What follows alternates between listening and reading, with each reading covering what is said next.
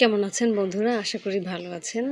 তো আজকে যে ভিডিওটি শেয়ার করব সেটা হলো আমি আমার ছেলের নখ কিভাবে কাটি।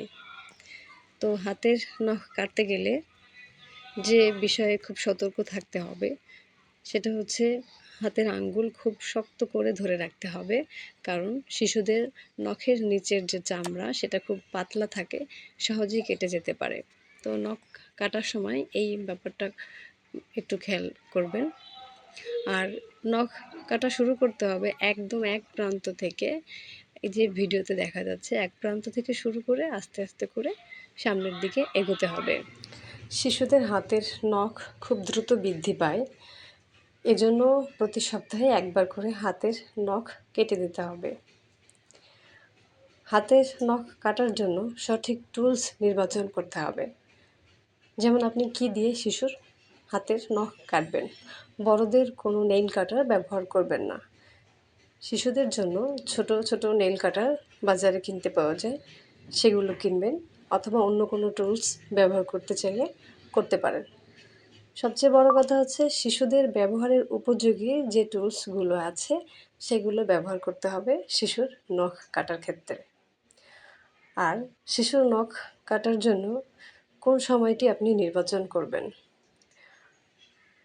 হতে পারে সেটা গোসলের পরে অথবা ঘুমানোর সময়। শিশু যখন ঘুমিয়ে থাকবে তখন নড়াচড়া অনেক কম করে, তখন শিশুর নখ কাটার জন্য সবচেয়ে উপযুক্ত সময়। এরপরে আসি শিশুর পায়ের নখ কখন কাটবেন। শিশুর পায়ের নখ প্রতি মাসে একবার কাটলেই হবে, কারণ পায়ের নখ একটু আস্তে আস্তে করে বৃদ্ধি পায়। আর আরেকটি গুরুত্বপূর্ণ কথা বলে রাখি, সেটা হচ্ছে নখ কাটার সময় খুব সাবধানে কাটতে হবে, যাতে নখের নিচে যে পাতলা চামড়া আছে সেটি কেটে না যায়।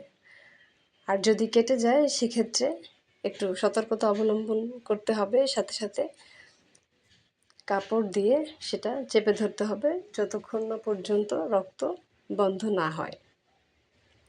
তো এই বিষয়গুলো মাথায় রেখে শিশুর নখ কাটলে আশা করি বড় ধরনের কোনো ক্ষতি হওয়ার সম্ভাবনা থাকবে না।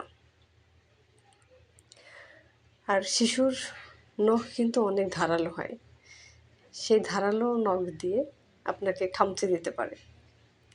এই জন্য শিশুর নখ সময় মতো কেটে দিতে হবে, তাহলে শিশুর যে খামচে দিয়ে আপনাকে ক্ষত তৈরি করে দিবে সেটা পারবে না। ভিডিওটি দেখার জন্য অনেক ধন্যবাদ। লাইক, কমেন্ট, শেয়ার দিয়ে পাশে থাকবেন।